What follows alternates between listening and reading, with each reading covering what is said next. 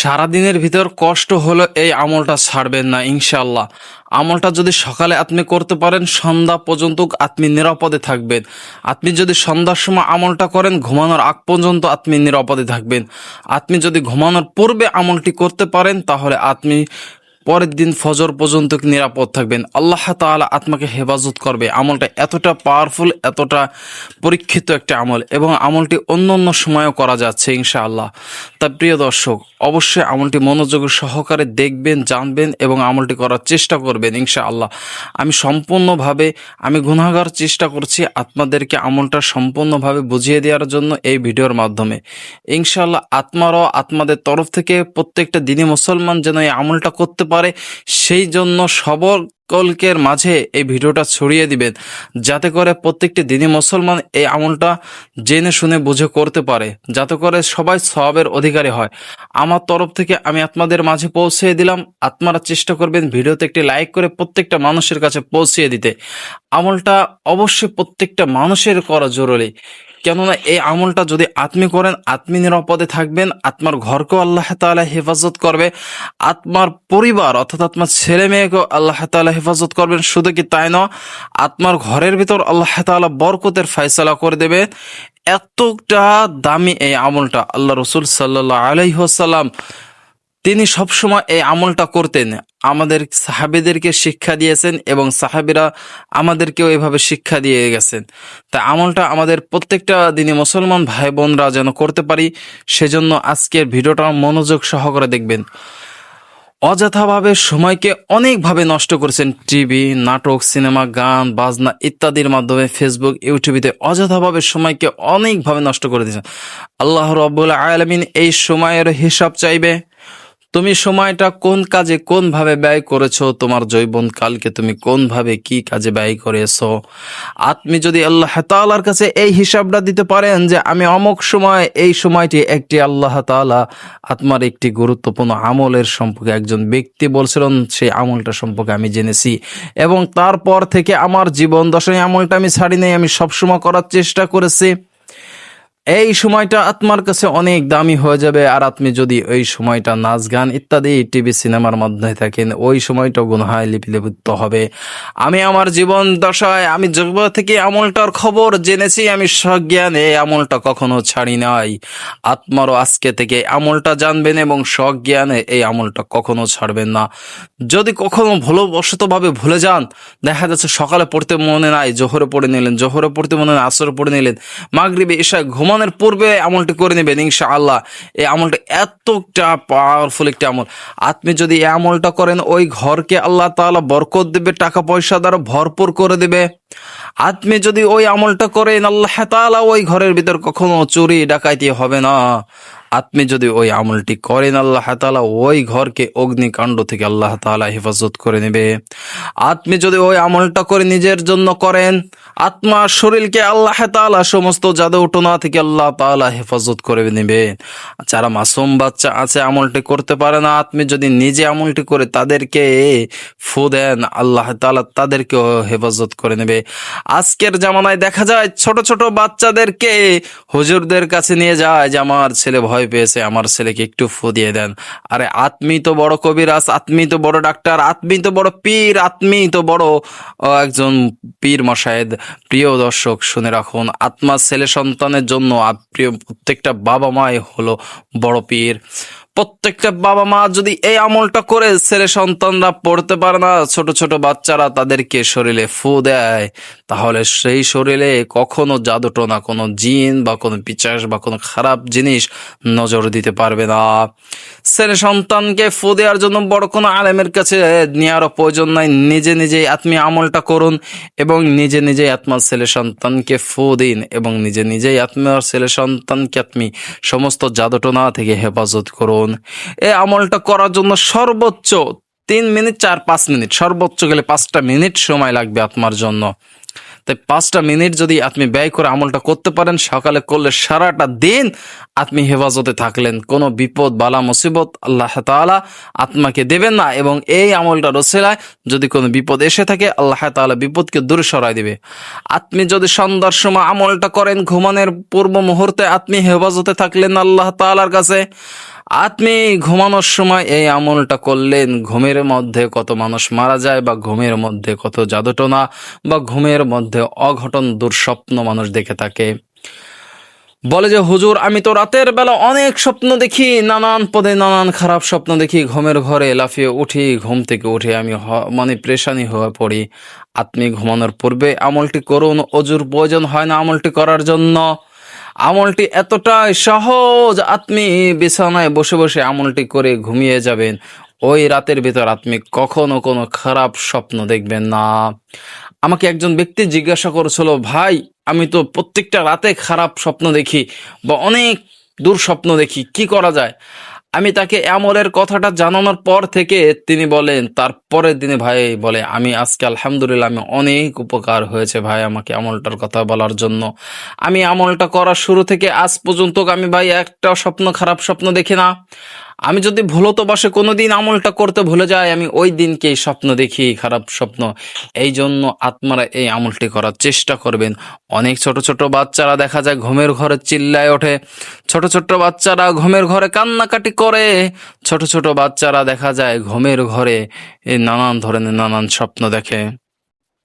আপনি মা, আপনি বাবা, আপনি আমলটা করে আপনার ছোট বাচ্চাকে শরীরে ফু দেন, আপনি নিজেও আমলটি করে আত্মার শরীরে ফু দেন, তাহলে আত্মীয়ও নিরাপদে থাকলেন, আত্মার ছেলে সন্তানও নিরাপদে থাকলো, আত্মার ঘরও নিরাপদে থাকলো, আত্মার ঘরের ভিতর আল্লাহ তাআলা বরকত করে দিল। তাই চলুন আমরা জেনে নেই আমলটা আমরা কিভাবে এবং কোন সময় করব। আল্লাহ রসুল সাল্লাল্লাহু আলাইহি ওয়াসাল্লামকে যখন একজন জাদুটনা করলেন, আল্লাহ রসুল সাল্লাল্লাহু আলাইহি ওয়াসাল্লাম এই আমলটা করে তার জাদুটনাকে সরিয়ে নিলেন। তিনি এই আমলটা করতেন, তাহলে কতটা পাওয়ারফুল একটি আমল। সাধারণত আমরা বলে থাকি যে 3 কুল, অর্থাৎ প্রত্যেকটা সূরার শুরুতে কি কুল আছে, এই জন্য বলে থাকি আমরা কি 3 কুল। ফজরের নামাজে পড়ার পর, সুন্নত নামাজ, ফরজ নামাজ পড়ার পর আত্মার ওই স্থানে বসে থাকলেন। মা বোনেরা যে ঘরের ভিতর যাই নামাজে বসে থাকলেন, বাবারা যারা ভাইরা আছেন তারা মসজিদে ওই স্থানে বসে থাকলেন। আত্মারা কি করবেন, 3 বার করে সূরা ইখলাস, সূরা ফালাক এবং সূরা নাস 3 বার করে পাঠ করবেন। ভালো করে মনোযোগ সহকারে শুনুন কথাগুলো। সূরা ইখলাস, সূরা ফালাক, সূরা নাস 3 বার করে পাঠ করবেন। প্রত্যেকটা সূরার শুরুতে বিসমিল্লাহ বলে পাঠ করবেন, এবং শুরুতে একবার আয়াতুল কুরসি পাঠ করে নেবেন, এবং 3 বার করে পাঠ করার পর হাতের তালুতে ফু দিবেন। এইভাবে হাতটাকে রেখে হাতের তালুতে ফু দিয়ে সারা শরীরকে মুছে নেবেন। হাতটা যত দূর যাবে আপনি আপনার সামনের দিক থেকে হাতটাকে মুছে নেবেন।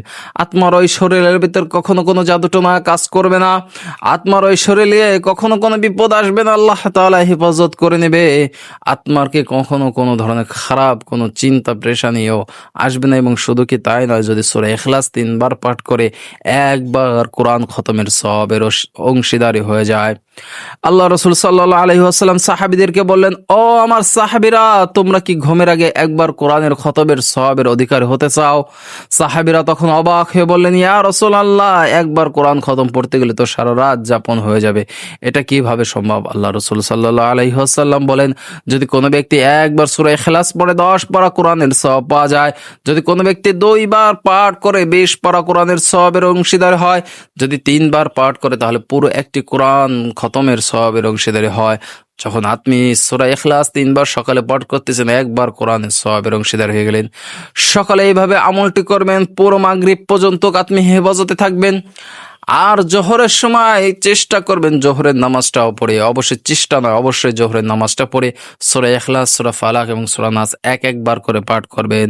বিসমিল্লাহ সহকারে সাথে আয়াতুল কুরসি একবার করে। শুধু ফজরে হচ্ছে 3 বার করে, জোহরে হচ্ছে একবার করে, আসরের নামাজ পড়ার পরও একবার করে পাঠ করে আবারও সেই একইভাবে শরীরে ফু দিয়ে সারা শরীর মুছে নেবেন। আর মাগরিবের সময় আবার 3 বার করে পাঠ করবেন সূরা ইখলাস, সূরা ফালাক, সূরা নাস তিনবার করে পাঠ করে আবার সারা শরীর মুছে নেবেন। তাহলে ঘুমানোর আগ পর্যন্ত আত্মার দ্বারা কোনো ক্ষতি মানুষের হবে না, বা আত্মাকে কেউ ক্ষতিও করতে পারবে না। ঘুমানোর পূর্বে মুহূর্তে যখন আপনি ঘুমাতে যাবেন, ঘুমানো যাওয়ার পূর্বে আপনি আপনার বিছানাটাকে বিসমিল্লাহ বলে ঝেড়ে নেবেন বা একটু পরিষ্কার করে নেবেন। কেননা আল্লাহ রসুল সাল্লাল্লাহু আলাইহি ওয়াসাল্লাম বলেন যে বিছানাকে অবশ্যই পরিষ্কার করে নেবে, কেননা বিছানায় বিষাক্ত পোকা থাকতে পারে বা দুষ্ট জেদ আগে থেকে বসে থাকতে পারে। এই জন্য বিছানাকে আগে ভালো মতনভাবে ঝাড়ু দিয়ে নেবে, পরিষ্কার করে নেবেন। তারপর ঘুমানোর পূর্বে আপনি সূরা ইখলাস, সূরা ফালাক তিনবার করে পাঠ করে ডাইন কাত হয়ে ঘুমিয়ে যাবেন। কেননা ডাইন কাত হয়ে ঘুমালে দেখা যাচ্ছে আত্মার যে ভিতরে যে হাড় থাকে বাম পাশে, আপনি যখন বাম কাত হয়ে ঘুমাবেন, এই বিজ্ঞান বলে যে বাম পাশের হাড়ের পর চাপ পড়ে মানুষের স্ট্রোক করার চান্স বেশি ঝুঁকিপূর্ণ থাকে। আর যখন আপনি ডান কাত হয়ে ঘুমান, আপনার হাড়ও ভালো থাকে, আপনার নিঃশ্বাস প্রশ্বাস নিতেও খুবই সুন্দর হয়। আর যারা ছোট বাচ্চা আছে, যারা এই আমলটি করতে পারেন না, যারা এই আমলটি করতে পারবে না, প্রিয় আত্মারা যারা অভিভাবক আছেন, তারা অবশ্যই আত্মারা এই আমলটি করে করে নিজের হাতে ফু দিয়ে তাদের শরীরকে মুছে নেবেন। ছোট ছোট দুধের বাচ্চা আছে, তাদেরকে এই আমলটি করবেন, তাদেরকে আমলটি দিবেন।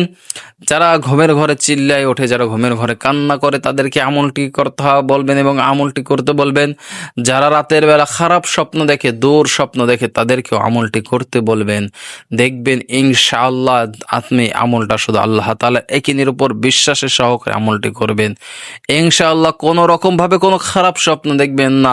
আত্মার ছেলে সন্তানও ভালো থাকবে, আত্মার ঘরও ভালো থাকবে, আত্মার বরকতের ভিতর, আত্মার রোজির ভিতর, আত্মার ইনকামের ভিতর আল্লাহ তাআলা বরকত দান করবেন। এই জন্য প্রিয় দিনী ভাই ও মুসলমানরা, আমি গুনাহগার, আমি যতটুকু পেরেছি আত্মাদেরকে আমলটির কবর জানানোর জন্য আমলটি জানিয়ে দিলাম। আত্মারও এই আমলটি নিজে করুন এবং অন্যকে করার সুযোগ করে দিন। অন্য কোনো ব্যক্তি যখন আত্মার মাধ্যমে আমলটি করার অংশীদারি হবেন, আপনিও কিন্তু সমপরিমাণে সওয়াবের অংশীদারি হবেন, যাতে করে প্রত্যেকটা দিনই মুসলমান ভাই বোনরা এই আমলটির খবর জানতে পারে, এই আমলটি করতে পারে, যাতে করে কোনো মুসলমান ভাই বোনেরা যেন আমল থেকে বিরত না হয়। যখন আপনি আমল করবেন, এই আমলটা আল্লাহ তাআলার কাছে দামি, এই আমলটা আল্লাহ তাআলার কাছে অনেক পছন্দনীয় একটি আমল। আপনি যখন আমলের সাথে থাকবেন, আল্লাহ তাআলা তখন আরো খুশি হয়ে যায়, আমার বান্দা আমলের সাথে আছে। যতক্ষণ আপনি আমলের সাথে থাকবেন, প্রতিটি সেকেন্ড, প্রতিটি মিনিট, প্রতিটি ঘন্টা আত্মার নেকি লিখতে তাহলে থাকবে। আল্লাহ তাআলা যেন প্রত্যেকটা দিনই মুসলমান ভাই বোনদেরকে আমলটি করার তৌফিক দান করুক, আমিন। আর জীবন দশায় সজ্ঞান মনো আল্লাহ তাআলা এই আমলটি বেশি করতে দেয় এবং এই আমলটি মনো না ছাড়বেন, আমলটি কখনো ছাড়বেন না। যখনই ভুলে যাবেন তখনই করার চেষ্টা করবেন সাথে সাথে ইনশাআল্লাহ। তাহলে আপনি কিছুদিন আমল করলে আমলের ফলাফল পেয়ে যাবেন। দেখবেন যে আত্মার মনের ভিতরে একটা প্রশান্তি কাজ করতেছে, আত্মার মনের ভিতরে একটা ভালো লাগা কাজ করতেছে।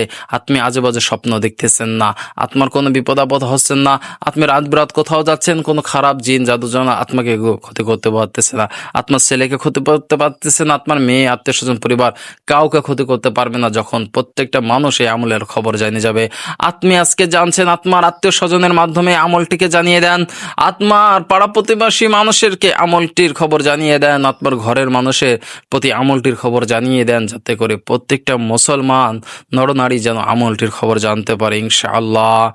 এই আমলটা যেন আল্লাহ তাআলা প্রত্যেকটা দিনে মুসলমান ভাই বোনদেরকে, আজকে যারা ভিডিওটা দেখলেন সবাইকে যেন এই আমলটা করার তৌফিক দান করুক, আমিন।